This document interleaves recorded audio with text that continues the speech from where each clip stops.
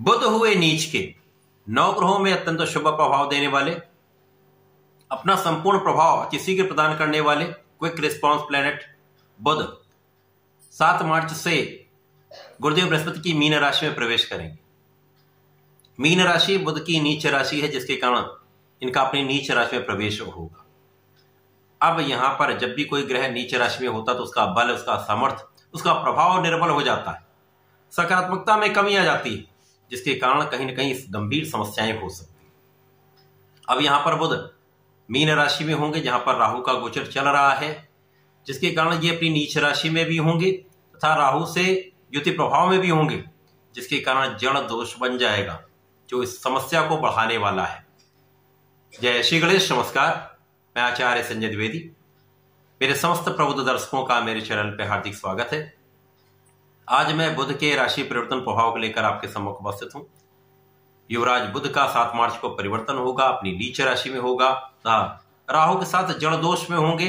तो निश्चित रूप से ये एक ऐसा समय है जहां पर समस्त राशियों पर इसका एक नकारात्मक प्रभाव पड़ने वाला है, क्योंकि बुध ही एकमात्र ऐसे ग्रह हैं जो अतिशीघ्र अपना प्रभाव भी देते हैं, चाहे वो अच्छा प्रभाव हो अथवा वो नेगेटिव इफेक्ट हो, नकारात्मक प्रभाव, ये अपना संपूर्ण प्रभाव त्वरित प्रदान कर देते हैं। इसी प्रकार से इस जगत में कोई भी ऐसा कार्यक्षेत्र नहीं जहां पर बुध का प्रभाव नहीं होता है। बुध के बिना कोई कार्यक्षेत्र संभव ही नहीं, चाहे वो किसी प्रकार का कोई व्यापार, कोई इंडस्ट्री, कोई बिजनेस हो, लेखन लेखा का कार्य हो, कला जगत का कोई कार्य हो, गायन वादन का कोई कार्य हो, कैलकुलेशन का कार्य हो, बुद्धि से संबंधित जितने भी कार्य हैं, वाणी से संबंधित जितने भी कार्य हैं, बुध के कार्यकत्व में आते हैं। इसी प्रकार से जितनी भी नौकरियां जहां पर डेटा का कार्य है, कैलकुलेशन का, गणनाओं का कार्य है, मैथ का कार्य है, वहां पर बुध का कार्यकत्व होता ही है। तो बिना बुध के तो ये कार्य संभव ही नहीं है। समस्त क्षेत्रों में बुध का प्रभाव है। अब जब ये नीच राशि में हो तो निश्चित रूप से समस्त राशियों पर नकारात्मकता मिलेगी ही। जड़ दोष का प्रभाव कहीं कहीं बहुत ज्यादा निर्बल नहीं होगा। जब तक राहु और बुध के बीच में अंशों का अंतर न्यून रहेगा, कम से कम होगा, तभी जड़ दोष का पूर्ण प्रभाव मिलेगा। सामान्यतः जब भी बुध और राहु का प्रभाव आपसी युद्ध संबंध में होता है, तो जब तक ये जड़ दोष में होते, जब अंशों का अंतर कम होता, तब ही समस्याएं होती हैं, क्योंकि इसमें वाणी के कारण अथवा बुद्धि का सही प्रयोग ना होने के कारण, सही डिसीजन ना लेने के कारण समस्याएं होती हैं। बाकी समय में राहु बुध का प्रभाव आपको अत्यंत कुशाग्र में बनाता है, रणनीतिकार बनाता है, आपको कूटनीतिज्ञ बनाता है, बुद्धि का श्रेष्ठ प्रभाव आप ले पाते हैं। अपने क्षेत्र में यदा कदा कहीं कोई समस्या आ सकती, परंतु बाकी समय में एक श्रेष्ठ लाभ आप ले पाते हैं। बुद्धि का श्रेष्ठ प्रयोग करके लाभ लेने वाला होता है समय, परंतु यहां पर नीच राशि का प्रभाव इस लाभ को नहीं लेने देगा। आज मैं कन्या राशि के लिए, जो स्वयं बुध की ही उच्च राशि है, बुध के इस परिवर्तन का किस प्रकार का प्रभाव मिलने वाला है, इस समय में इस नकारात्मकता से आप कैसे बच सकते हैं, कौन सा ऐसा उपाय करें जिससे ये नकारात्मकता कम से कम प्राप्त हो, इसका संपूर्ण विश्लेषण मैं पूर्ण तरीके के साथ करने जा रहा हूं। ये बुध की ही राशि है, तो इस पर सबसे अधिक प्रभाव पड़ने वाला है, चाहे वो मिथुन राशि हो, चाहे वो कन्या राशि हो, इस पर सबसे अधिक प्रभाव पड़ने वाला है, क्योंकि आप लग्न के स्वामी भी हैं। अब कन्या राशि के लिए लग्न के भी स्वामी है, कर्म के भी स्वामी है, दोनों श्रेष्ठ भाव हैं। दोनों श्रेष्ठ भाव के स्वामी का सप्तम में गोचर, जो कि केंद्र का भाव है। अब केंद्र का भाव बल को बढ़ाने वाला होता, परंतु ये नीच राशि है, यहाँ पर बल सामर्थ्य कम हो जाएगा, साथ ही साथ यहाँ पर केंद्राधिपति दोष लगेगा, जिसके कारण निश्चित रूप से कन्या राशि के जातकों के लिए अत्यंत सावधानी का समय। यहाँ पर स्वास्थ्य समस्याएं बढ़ सकती हैं, तनाव आपका बढ़ सकता है, बुद्धि भ्रमित हो जाती है। जो करना चाहिए कार्य वो व्यक्ति नहीं करता, जो नहीं करना चाहिए वो सबसे पहले करता है।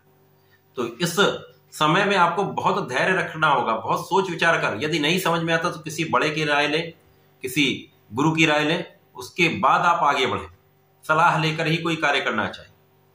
जो बड़े डिसीजन, उनमें सब में आप सलाह लें, माता पिता का आशीर्वाद लेके कार्य करें, माता पिता की एडवाइस लेके कार्य करें, तो बहुत बड़ी समस्या नहीं आएगी। परंतु यहाँ पर राशि, जिस राशि में इनका गोचर हो रहा है, वो भी निर्बल है, वो भी अष्टम भाव में है, डेप्रिसिएशन के भाव में है। तो यहां पर कन्या राशि के लिए तो बहुत बड़ी समस्या है। अब यहां पर मानसिक तनाव, शारीरिक कष्ट, बुद्धि का भ्रमित होना, वाणी का कठोर होना, व्यंग्यात्मक वाणी हो जाती है। जब भी आप बात करेंगे उसमें कोई ना कोई कटाक्ष होता है। तो इस प्रकार की जब वाणी हो जाती है तो समस्याएं बढ़ जाती, तो इससे विवाद होने लगते हैं। अब विवाद कहां होगा? आपकी लग्न पर प्रभाव है, जिसके कारण जीवन साथी के साथ तनाव, क्लेश की स्थिति। साझेदारी में यहां पर निर्बलता आ जाती है, साझेदारी में निगेटिविटी आ जाती है, आपसी संबंध विच्छेद की स्थिति में आ जाते हैं। जो साझेदारों के साथ आप काम कर रहे हैं उनके साथ बनती नहीं, मतभेद, विवाद की समस्याएं हो जाती है, जिसके कारण कानूनी समस्याओं में फंसने का योग बन जाता है। इसके साथ ही साथ जब साझेदारी में निर्बलता आएगी, जिसमें आप कार्य कर रहे हैं, तो कार्य क्षेत्र में कहां आप आगे बढ़ पाएंगे? कार्य क्षेत्र की निर्बलता हो जाएगी। साथ ही साथ यहां पर इस समय में जब जिस राशि के स्वामी भी अष्टम भाव में है, जो लग्न और कर्म के स्वामी वो भी निर्बल हैं, तो कार्य क्षेत्र में किसी का सहयोग आपको प्राप्त नहीं होता, आप अकेले पड़ जाते हैं, आपके कार्य अवरुद्ध हो जाते हैं, कार्यों में विलंब होने लगता है, जिसके कारण आपका फ्रस्ट्रेशन बढ़ने लगता है। अब जब फ्रस्ट्रेशन बढ़ेगा तो कहीं ना कहीं आपका विवाद बढ़ने के चांसेस बढ़ जाते हैं, वाणी की कठोरता बढ़ जाती, मौसम के रोग भी हो सकते हैं, पेट की समस्याएं तो यहां पर इस वर्तमान समय में चली ही रही हैं। तो यहां पर आपको अपने खाने पीने पर नियंत्रण रखना होगा, अपने जीवन शैली में परिवर्तन करना होगा, हेल्दी लाइफस्टाइल को अडॉप्ट करना होगा, योगा प्राणायाम करना होगा, मेडिटेशन करना होगा। यहां पर आपको नित्य भगवान श्री गणपति की शरण में रहना चाहिए। सुबह शाम दोनों समय ओम गंगणपतये नमः का कम से कम एक एक माला का ही जप कर लेंगे तो अत्यंत लाभ मिलेगा। अब क्योंकि यहां पर उच्चाधिकारियों का सहयोग भी आपको नहीं मिल पाता है, जो आपके साथ में कर्मचारी हैं उनके साथ भी आपका व्यवहार अच्छा नहीं होता है, तो सामंजस्य नहीं बन पाता है, सबसे मतभेद की संभावना बनी रहती है, तो कार्य क्षेत्र में निर्बलता आ जाती है। तो यहां पर गणपति जी के शरण में रहेंगे तो ये संकट आपके कम हो जाएंगे। राहु का प्रभाव निर्बल होगा, जो नीच राशि का प्रभाव मिल रहा है उसमें भी आपको कहीं ना कहीं लाभ मिलने लगेगा। सूर्य को जल देंगे तो आपका कॉन्फिडेंस बढ़ जाएगा। सूर्य को जल तो समस्त राशियों को देना चाहिए, समस्त राशि के जातकों को देना चाहिए, जिससे आपका कॉन्फिडेंस बहुत अच्छा रहता है। तो निर्बल स्थितियों में भी आप प्रयास करते रहते हैं।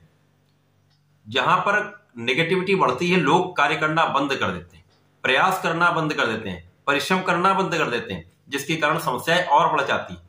आपसी संवाद करना बंद कर देते हैं, जिससे समस्याएं बढ़ जाती। तो यहां पर भ्रम की स्थिति के कारण समस्याएं हो रही हैं। भ्रम दूर कर लीजिए, धैर्य के साथ कार्य करिए, सामंजस्य बनाकर रखिए, वाणी पर नियंत्रण रखेंगे तो यह समय आपको बहुत कष्ट नहीं देने वाला है, समस्याओं से आप निकल जाए। जो सबसे अधिक समय जो कष्टकारी है वो आपका 15 मार्च से लेकर और 25 मार्च तक का है, जो 10-11 दिन का समय, इस समय में विशेष रूप से आप सावधानी रखें। उसके पश्चात धीमे धीमे स्थितियां जो है आपके पक्ष में होंगी, बल मिलेगा, आपकी लग्न को प्रबलता मिलेगी, तो समय ये निकल जाए। इसके पश्चात जब कुछ विशेष परिवर्तन मार्च माह में होंगे तो आपको बल देने वाले, उसका विस्तृत वीडियो में देने वाला। ये केवल बुध का राशि परिवर्तन का वीडियो, इसका ये अर्थ नहीं है कि सारे के सारे कष्ट एक साथ हो जाए, लेकिन जो बुध का परिणाम प्राप्त हो रहा है वो तो ये होने वाला है। अन्य ग्रहों का जो अच्छा प्रभाव है वो भी आपको मिलेगा, उसका मैं मार्च का वीडियो डाल चुका हूं, उसको आप देखिए। तो आप गणपति जी की पूजा करें, सूर्य को जल दें तथा गणपति का संकनासन गणेशोत्तम करें, संकट दूर हो जाएंगे, कष्ट दूर हो जाएंगे, समस्याएं दूर हो जाएंगे। तो ऐसा करके इसका लाभ लें। धन्यवाद, नमस्कार।